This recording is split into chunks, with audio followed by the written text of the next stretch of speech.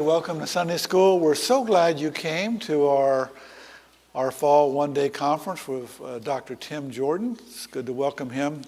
They're old friends from many years, many fond memories. I still remember them taking us down the Schuylkill to the airport with 15 suitcases to go to the Philippines in a little caravan there. He probably don't remember that, but I remember that, and your old white Toyota truck. But good to have them. Dr. Tim Jordan, he served for 44 years at Calvary Baptist in Lansdale, 10 years as the associate, 34 years as the senior pastor. When this church was at a real low point, 1996 and 1997. Dr. Tim was the pastor of Calvary and Lansdale, and Calvary and Lansdale paid all the bills here. Mortgage, all the payments. And his dad, a dear friend, Dr. E.R. Jordan, was the interim pastor here. Dr. E.R. Jordan called me in the Philippines one morning and just said, Brother Spears, would you consider coming here as a pastor? So lots of good memories with them. Dr. Tim graduated from Pillsbury Baptist Bible College, Calvary Baptist Seminary, and Westminster Theological Seminary as an earned doctorate. And been married for 47 years. Dr. Tim, where did you and Marilyn meet? At Calvary. Wow, okay. And they have 5 children and 18 grandchildren. And he retired from senior pastor duties on June 30th in 2020.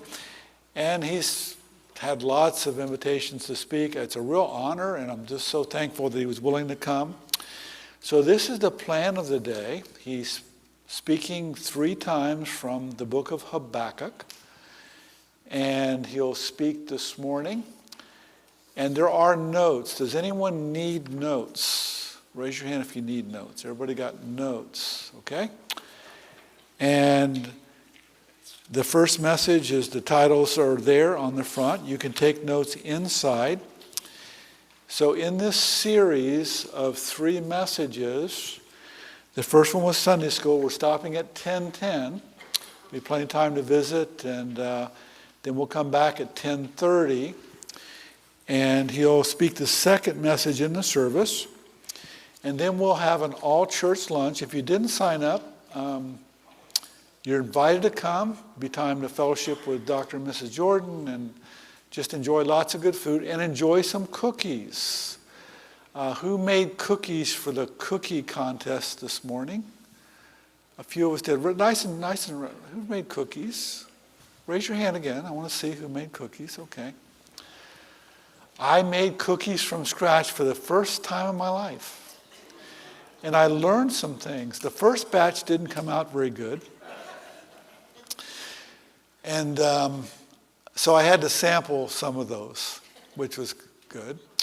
I learned how messy a kitchen gets when you do that kind of thing. But you'll be able to vote on the winners, and I'll announce those at the end of the lunch, and we'll come back for our 3rd session. And then Pastor Farr will come up and just kind of do some interactive, what we've learned today. And then we will be dismissed at about 2-ish or 2:30. So we have no 6 p.m. service. The choir will meet after that this afternoon and just have a short rehearsal as well. So with that, Dr. Tim will come for our first message this morning.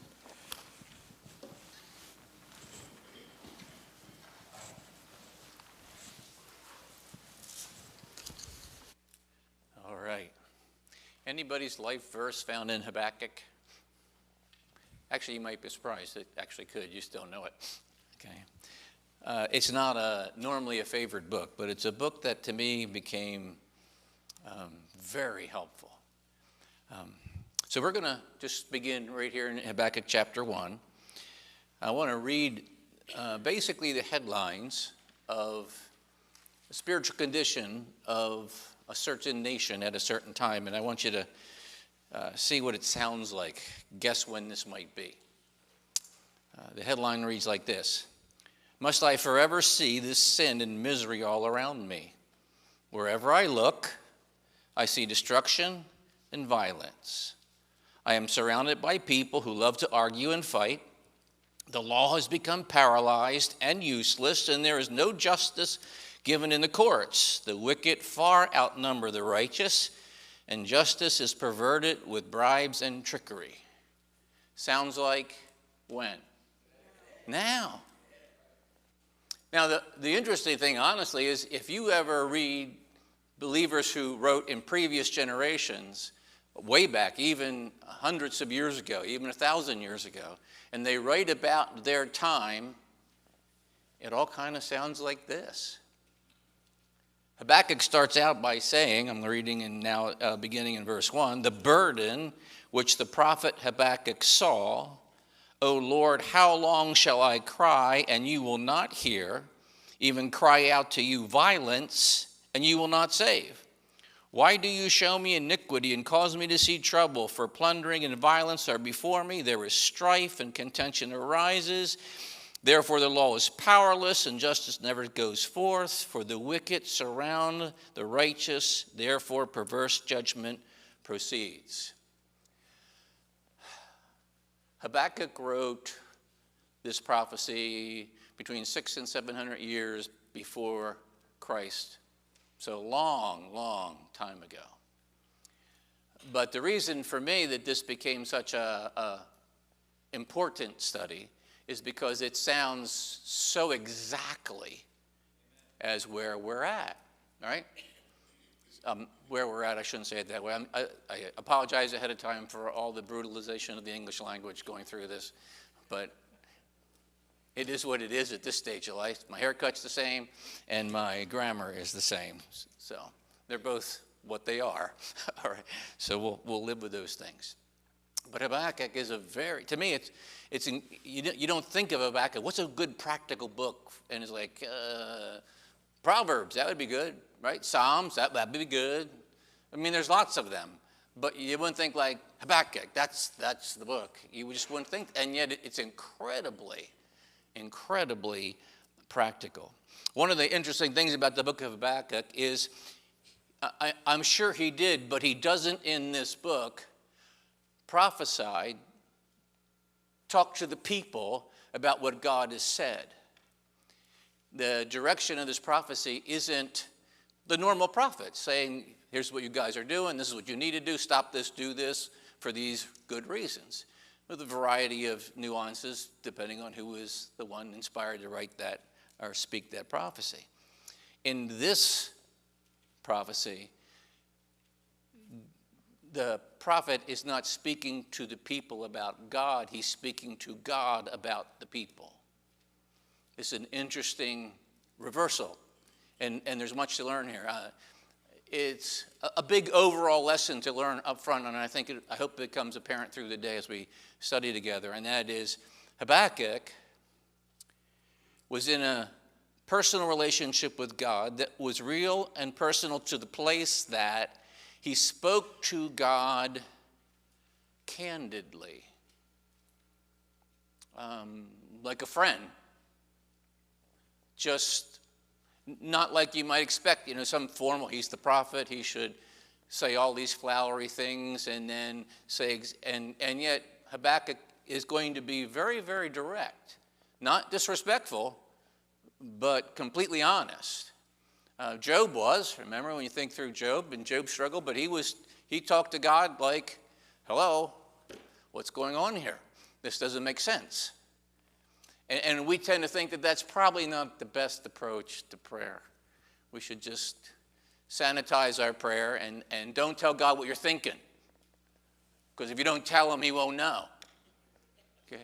Which makes no sense whatsoever. So, and when you read through the book of Psalms, same kind of thing happens in Psalms, where they're all great, they're all inspired of God, and they're all there on purpose.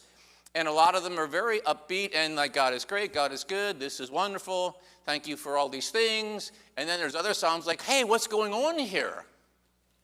Did you forget me?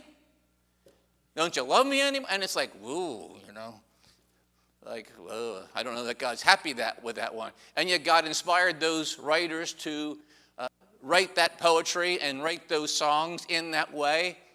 And I'll ask you a question. So why would God do that? Why would God inspire somebody to just lay it out, God, where in the world are you? Why would he do that? Pardon me? Yeah. Father, yeah. Yeah. Yeah.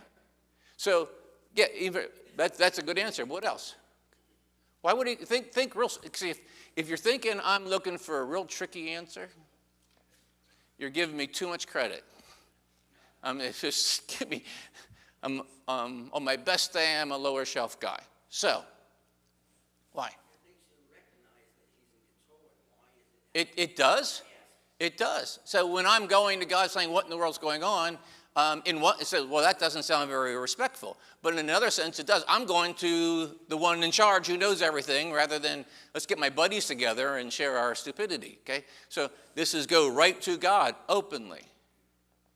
Why else would you do that?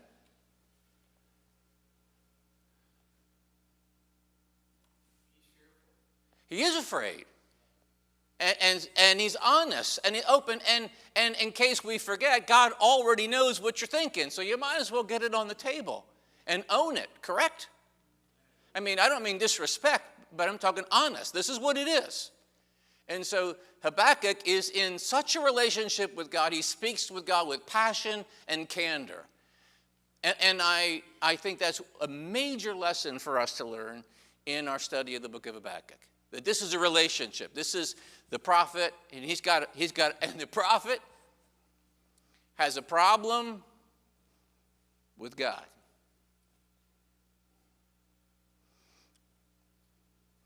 Now, this isn't you, but you know somebody. Okay. Do you know anybody who has a believer, genuine believer, who's got a problem with God?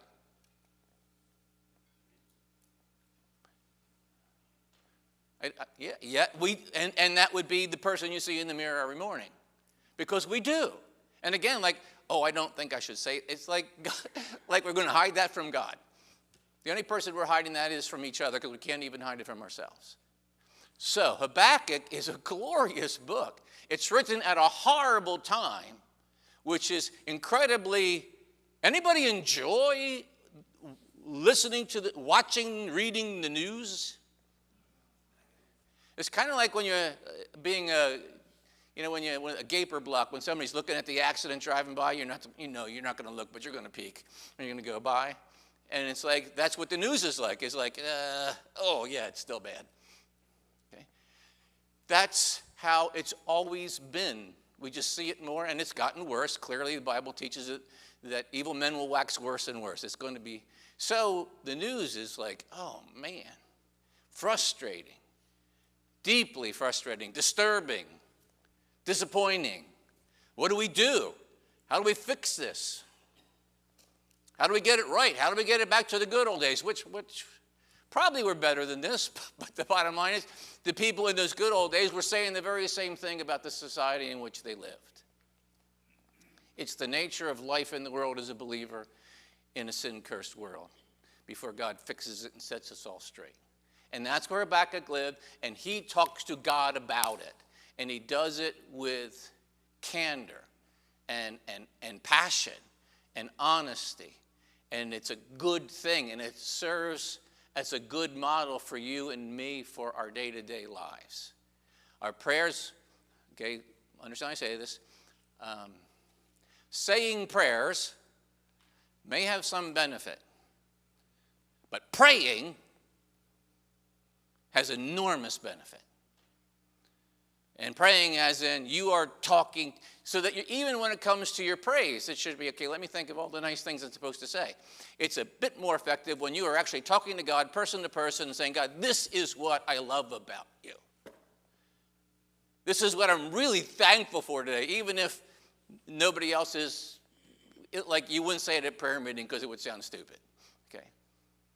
Honesty, candor, because God already knows. So the prophet speaks to God, not to the people at this point. And his question for God is, God, don't you see what's going on? I mean, and it gets right to it, okay? Okay, so the burden, that's a pretty good clue as to the nature of this message, right? I'm going to share a burden, okay? The burden which the prophet Habakkuk saw. Oh, Lord, how long? How long shall I cry, and you will not hear? Now, let's begin by looking at the man. We're talking about Habakkuk now for a little bit, then we're going to talk about God and his response. Because this is going to be he said, he said. Habakkuk's going to say stuff, and then God's going to say his stuff. And so there's this dialogue with God. It happens in the book of Nehemiah. There are other places. It happens in the book of Psalms where you have this dialogue between, because there's some Psalms where the psalmist is writing, and then some of that psalm is written by God back to the psalmist. And so it's a glorious example of what a true relationship with Jesus Christ, as a true believer in Jesus Christ, is one of ongoing conversation with God in a real and a personal way. It's not just and going through a list, but even when you're doing a prayer list, you should just be not praying, use the list, but pray the prayers. Talk to God. Yeah. Lay it out there with your thanks and with your frustrations and with your fears. Well, if you're a good Christian, you should never be afraid. Habakkuk was afraid. David said, what time I am afraid, I will trust in you. We think if I'm afraid, I'm not trusting. And that's really not the right way to look at it. Okay. If I'm not afraid, I have nothing to be trusting him about. This is the time for me to make the decision to, okay, I'm scared out of my mind, but I'm going to choose to obey anyway, because God said. And so faith and fear are not opposites. The fear is the opportunity for faith. This is when, so now you're scared? Good. Now you believe. They're not opposites. So, he lays this out here. Now, obviously, Habakkuk was confident in his personal relationship with God. His name means to embrace, or a strong embrace. His relationship with God was clearly confident, personal, intimate, genuine, respectful. All those things at the same time. That's how Habakkuk conversed with God. Okay? So let's look at some of these conversations. What's he saying? Okay? He speaks to God, first of all, here in verse 2, about God's apparent apathy towards his prayers. Hence, how long? So why are you asking how long? Why are you asking, why did your children, all the time you had them in the car, and grandchildren since then, okay, are we there yet? Are we there yet? Are we there yet?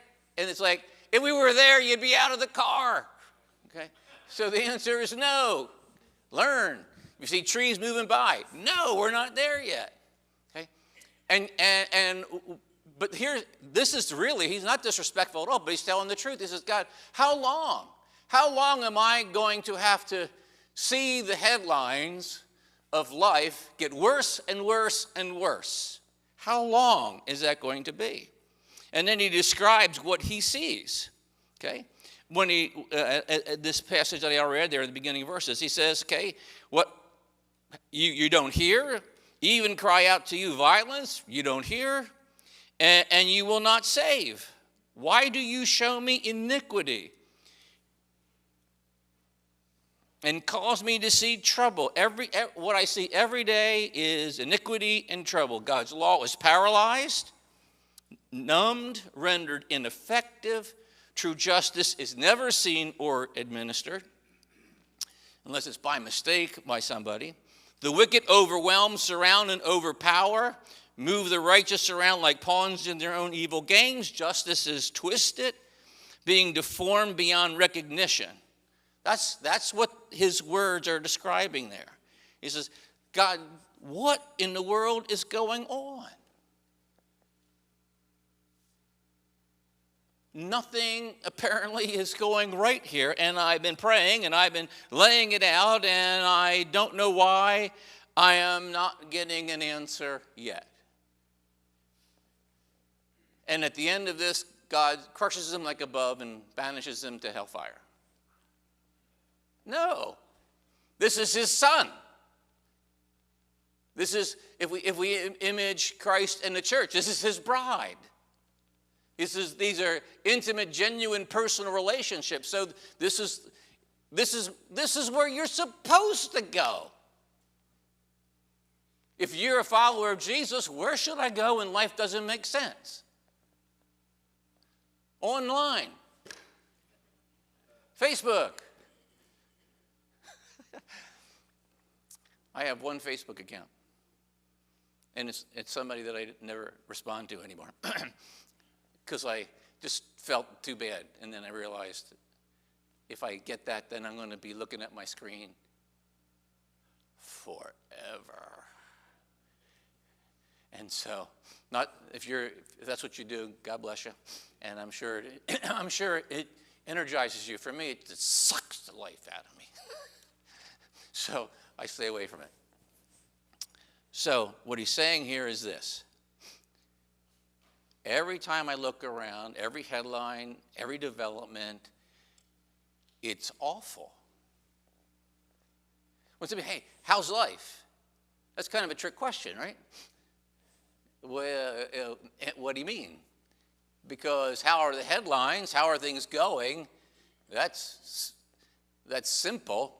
You're just going to have to pick the most appropriate but colorful word you can use to describe it's going badly. Okay. And now there's more to life than that, but that's how's it going? It's not good. Which doesn't sound, again, like a very appropriate Christian response. But it happens to be the truth. And obviously, it seems to me, I'm sure, I know, in Scripture, that speaking the truth is the right thing. I mean, you do it with kindness, but the truth is the right thing. It's the right thing to believe. It's the right thing to say. In the right way, with the right attitude, for the right reasons. So, he's just laying it out here. God, I look around and all I see is horrible things. And I don't know, this is really the tenor of these words, I don't know how you can look at it and apparently do nothing.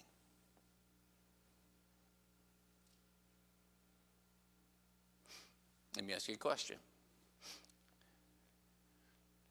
Is your relationship with Jesus Christ of a nature where you talk to God that way, without any disrespect, but just completely this? You know that if it looks like God doesn't see, God doesn't care, and God isn't doing anything, does it ever look like that? Does it? Yeah, okay. You know that, in fact, that's not true. It's true that it looks that way. It's just not true that it is that way. But it creates a conflict, and God says, here's the door, open. Talk to me about these things. And God's response, we're going to focus on that in just a minute. God's response is very instructive. Habakkuk's approach is very instructive. He just lays it out there. Honestly, and it's the truth. It's times in his day were horrible.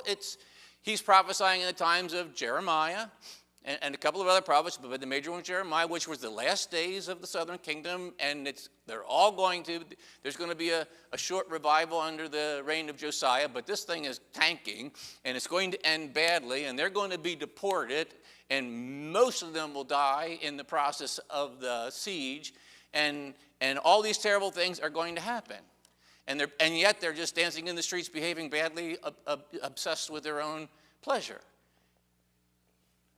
Again, sounds like our day. So Habakkuk sets a good example for us. What do I do about this? Okay, can you change it? Can you change what's going on in our country? No. You can say yes, but no, I can't. Okay, only one person can, correct? And what do you do when it looks like he's not interested in doing it? That's Habakkuk. He's like, nobody can fix this except God, and God doesn't seem like this is on his agenda. And so God says, okay, when you get down here then to verse 5, God responds, okay? God responds to Habakkuk, and he says this, look among the nations and watch, be utterly astounded. He says, okay, you can't see? Okay, now here. Let's change the screen or flip the paper of the newspaper. I want to show you another headline that you think is unassociated, but I'm going to show you something, okay, that you're not seeing in all this mess that just seems to get messier all the time. He says, look among the nations and watch, be utterly astounded, for I will work a work in your days which you will not believe, though it were told you. He says, so he doesn't rebuke him. He's going to answer him. He doesn't rebuke him. He says, okay, God graciously doesn't say, don't take that tone with me. He just says, you're right, Habakkuk, that's how it looks. Except I'm already on it. I'm already on it. I want you to look through now, and you've heard about the Chaldeans, okay? They're the Babylonians. You know, they were not the world leaders at the time, but they were up-and-comers, okay? They would be next, and they'd be the greatest of all the world empires, as we remember Daniel's vision. But they weren't them. He said, I've been working on, raising up that nation, that foreign nation, for some time now. I can anticipate the needs that you have. And so I've been working on the solution to this problem before the problem has come up. And you haven't seen it, and I understand that. I'm not mad at you for that. But I'm going to say, look at what's going on in the world today. The Assyrians, which were the world empire, or the biggest power at the time, they're teetering as a world power.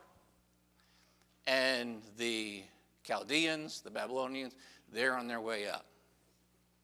He says, I've been working on it before the problems even started. I've been working on it before you asked me to. But he doesn't say it with sarcasm or disrespect or belittling. He just says, I got this. If I'm God at that point, I could probably be a little annoyed, right? Like, I'm chopped liver, I can't deliver on what's wrong with me. Have I lied to you before? Have I failed you before? Have I been late before? Well, no, but you sure seem late now.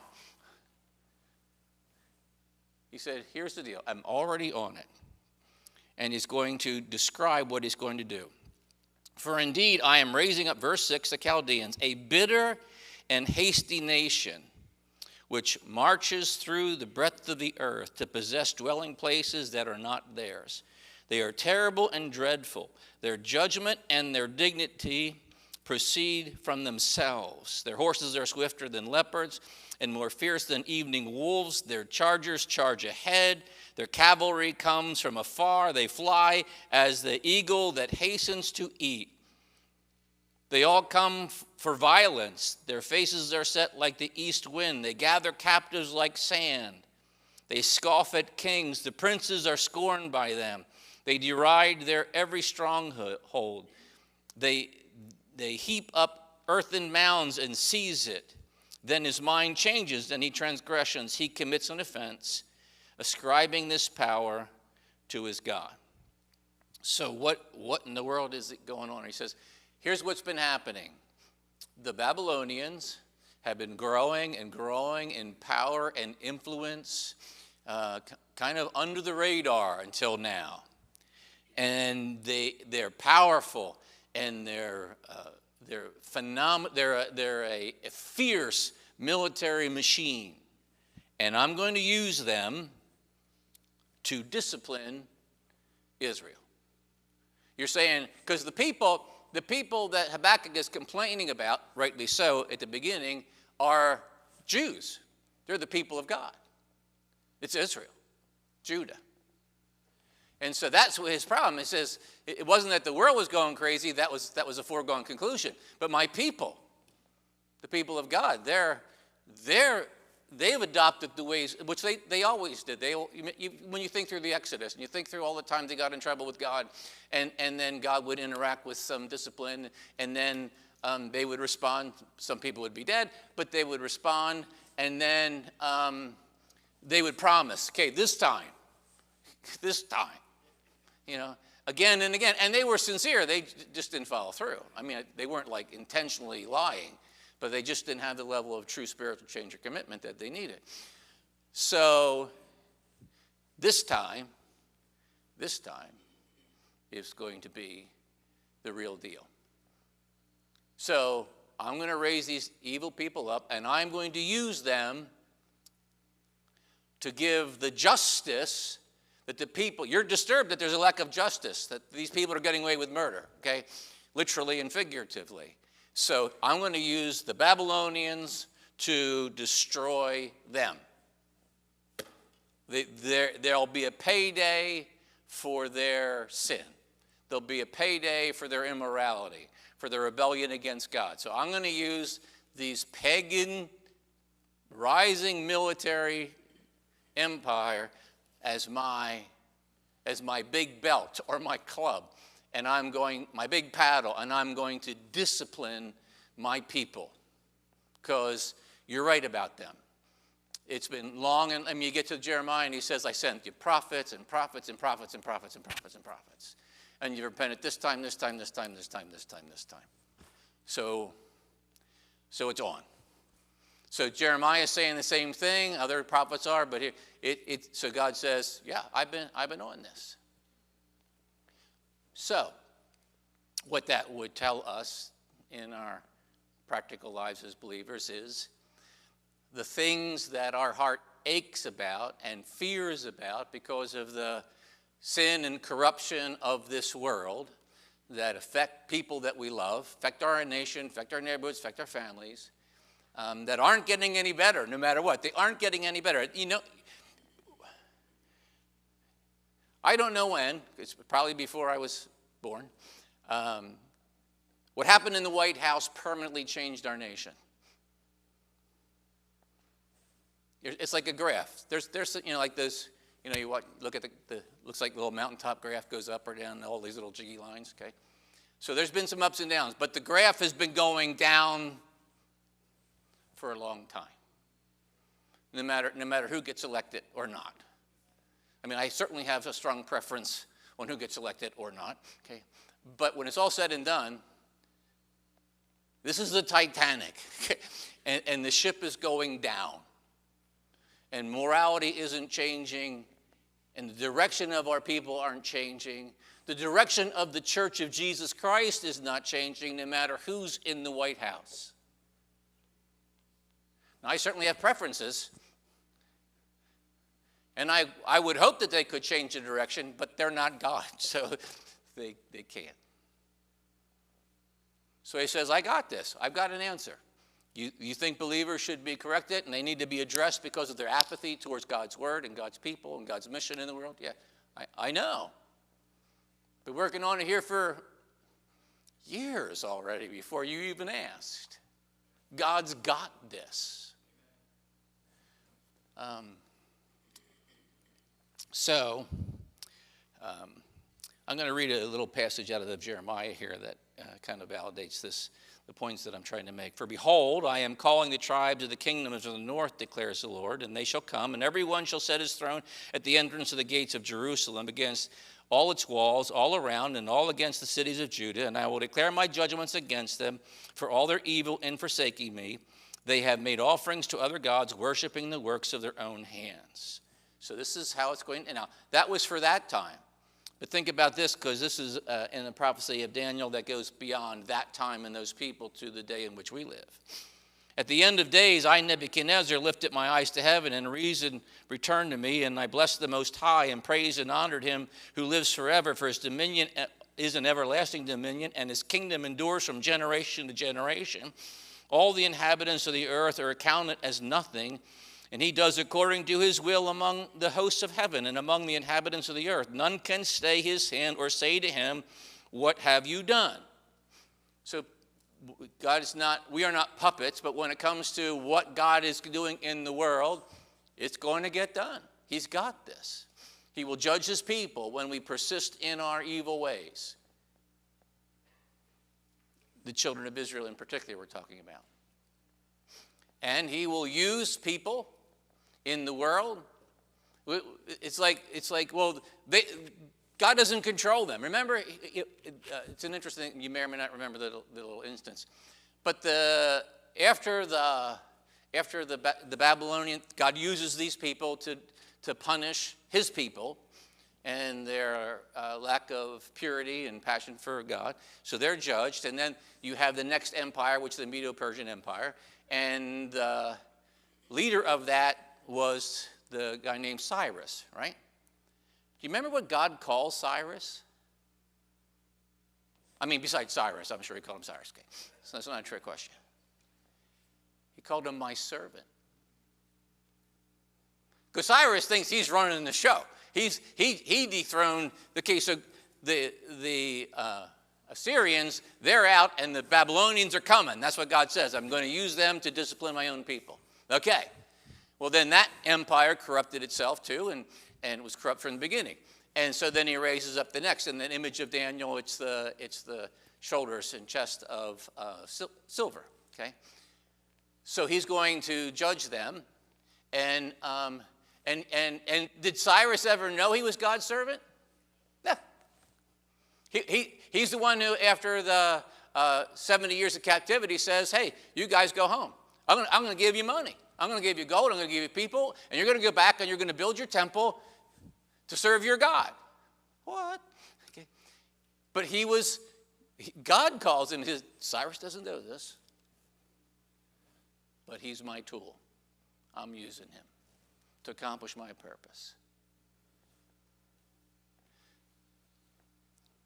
Very often, in our frustration with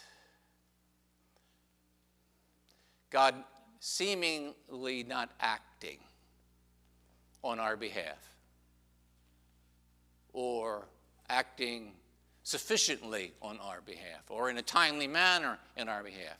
Do any of you ever feel that way? Yeah, we all do. Okay, it's okay. God understands that about us. So I think one of the most astounding things about this chapter is what doesn't happen. God doesn't scold him. God doesn't rebuke him.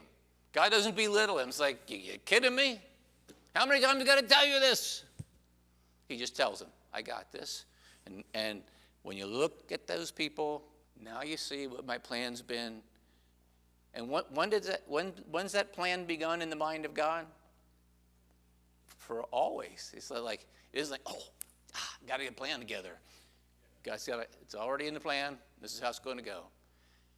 And we will set God's people straight. And in fact, they do. When you see what happens there after the Babylonian captivity, there's the rebuilding of the temple, rebuilding of the walls. There's all kinds of good things that happen as a result of that. So God dealt with his people. And he used pagans to do it.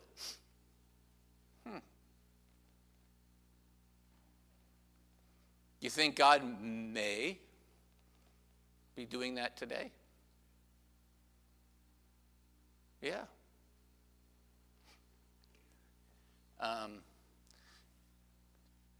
Do you like the way God's doing it?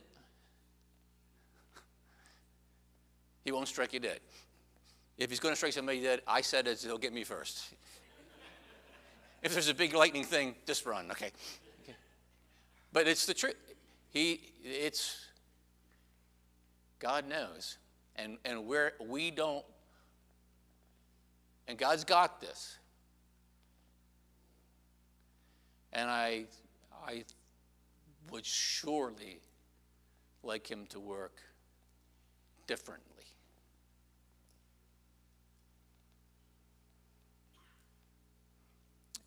That's one of our motivations for prayer, right? And it's like, okay, God, did you get my email? Did you get my prayer? Do you have this? I've been talking to you about this. And then sometimes it's like sometimes you buy something online and they send you the wrong thing. Or you can do it mail order too and they send you the wrong thing. So it's like, okay, I prayed. I opened the box. I was thinking it'd be something else. What was great about Habakkuk, and we're going to, in the next sermon, it's going to become very clear that Habakkuk was not speaking out of a lack of faith.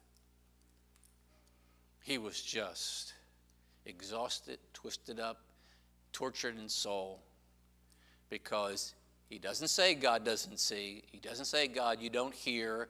He's not saying, God, you don't act. He just says, or it seems that way. I know it's not that way, but it seems that way. And you're my Savior and you're my God, and you said talk to you, so I'm going to talk to you. A very practical takeaway, and then we'll do a little Q&A here because we got 10 minutes to do that, right? Surprised myself that I didn't go past the time. I'll get it. I'll take it back later.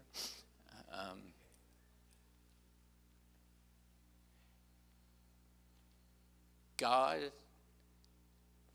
listens to the frustrations of his prophet and doesn't get annoyed. He listens and he answers because he understands. He says, I remember you guys. I know you're dust. I know who you are. I don't get any surprises. And I love you because I love you. Not because you're so lovely. I love you because I love you. And so go ahead and ask. I mean, be respectful, but ask. Respectful doesn't mean hide what you really feel, because that's hiding from God is a real challenge. Nobody's ever done it yet. You might be the first, but nobody's ever done it yet. So, yes, everything in the world seems like it's unfair, unjust, and going in the wrong direction. And there seems to be no cavalry coming over the hill to rescue us. Although God says there would be, he would rescue us and keep us, and this is hard to digest. That means, if this is hard for you to digest, it means you are a true Christian and you're alive and you're thinking about life. Right? So it's like, were you expecting marriage to be any different than it has turned out to be? Sure. How about, did you expect having children to be any different than it turned out to be? Yeah. And yeah, being a follower of Jesus, serving him, being faithful, being used of him in the world, we get kind of our own ideas of how that should look. What living by faith, because that's where we go next. The just shall live by his faith. What does that look like? Looks like strong, confident, assertive, driven, never questions, never waffles, never wobbles, never sweats. Habakkuk says, Lord, it's me. How long do I have to cry? And you will not hear. Now, he's not saying God doesn't hear, but he's saying, it sure seems like you're not listening to me. And that's not an accusation like you're not listening to me like a child should listen to a parent, okay? It's like I'm just getting the sense that you haven't heard a word I have prayed. And God welcomes his candor and answers him in fatherly love. That's really an important lesson to learn. That's the lane that we should be driving in these crazy times. Not pretending everything will be fine. Everything will be fine. Everything will be fine. I've said that a number of times as a husband. When there's a problem in the house, it'll be fine. Then there's somebody else who lives with me who has a little more realistic view, and it's like, okay, when and where and how? And how much is this going to cost? And when are you going to get around to doing it? Don't worry. It'll work out. It never works out by itself. Okay, it doesn't. And Habakkuk knew that. It doesn't work out by itself. So God, where are you? God says, got it. He's not going to like the answer, but I got it. So, a few minutes for questions.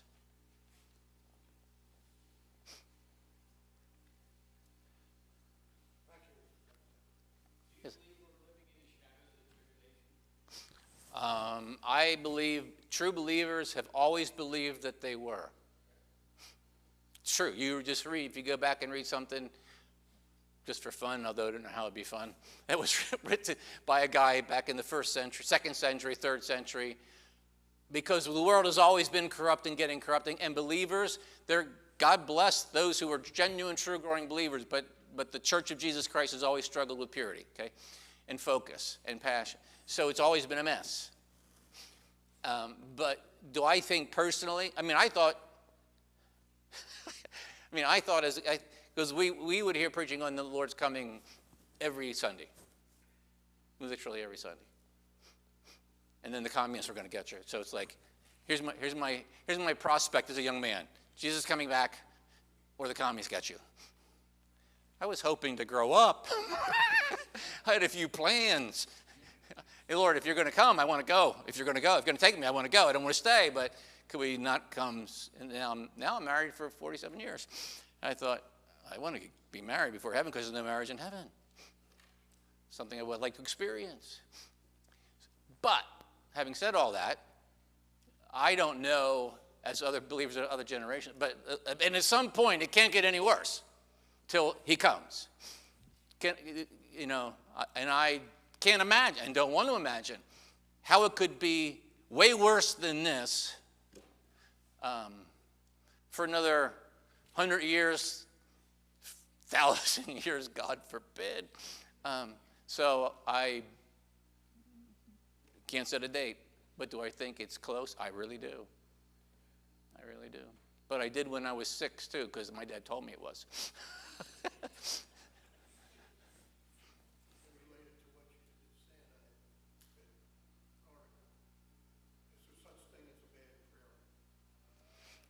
If it's in sincerity, like from the heart to, if it's, there's a bad prayer, hypothetically, okay, it's a hypothetical prayer, Jesus, the Pharisee and the publican in the temple. And the Pharisee stood up and prayed, God, I thank you that I'm not like other men are, okay? And then the publican was over in the corner beating himself on the chest, wouldn't even look up and saying, God, be merciful to me, the sinner. And the most amazing part of that statement is God says, that's the guy that went home without his sin. That's the guy who went home changed and redeemed. It's possible. So the Pharisee's prayer was a bad prayer. It was just his way to gloat to God about how wonderful and how lucky God should be to have him as a child. But a genuine heart prayer from a sinner. Okay, so even God be merciful to the sinner. Well, that prayer lacks a little bit of theology. That was the desperate, genuine prayer from that man to God, and God blessed it. It doesn't go by the quality of our prayers. It goes by the condition of our heart. And not saying just, so my heart's all clean now. No. The guy went down because he owned his heart. I'm the sinner. That's what the publican said about it. God be merciful, which means I don't deserve a thing I'm asking for because I am the sinner. Yeah, God loved that prayer.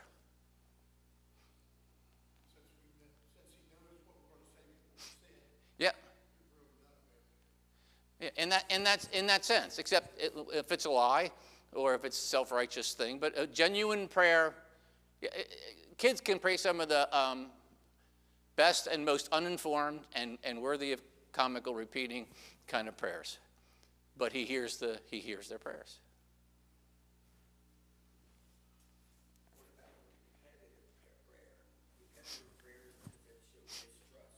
Well,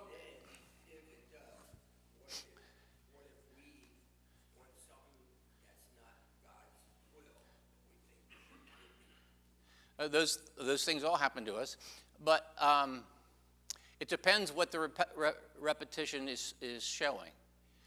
Okay, so Habakkuk clearly this wasn't the first time he talked to God about it, I'm sure. And when you read the Psalms, there's lots of prayers, and some of them sound quite the same and written by the same person. But sometimes the repetition is just, I'll repeat prayers like crazy sometimes because, and it's not because I'm doubting God, I'm doubting me.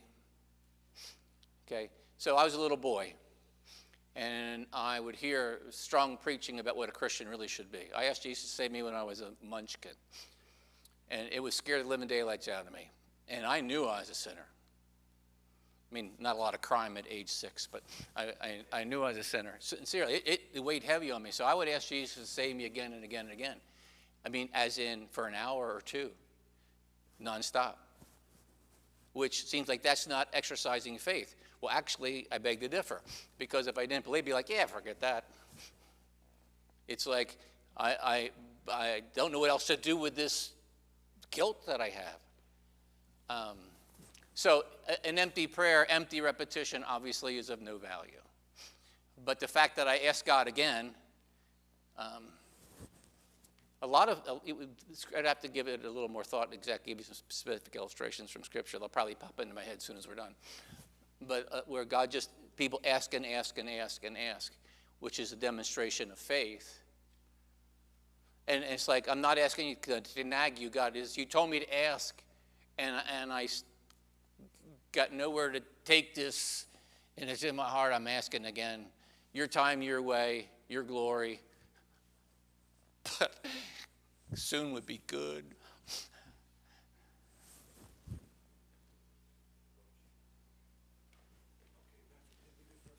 Okay. We'll have a discussion time after the 1 o'clock session. We want you to stay for all the services today. This time we're going to be dismissed. Encourage the choir to go right in and prepare for the morning service. And we'll get back together again for the next session at 10:30. You are dismissed.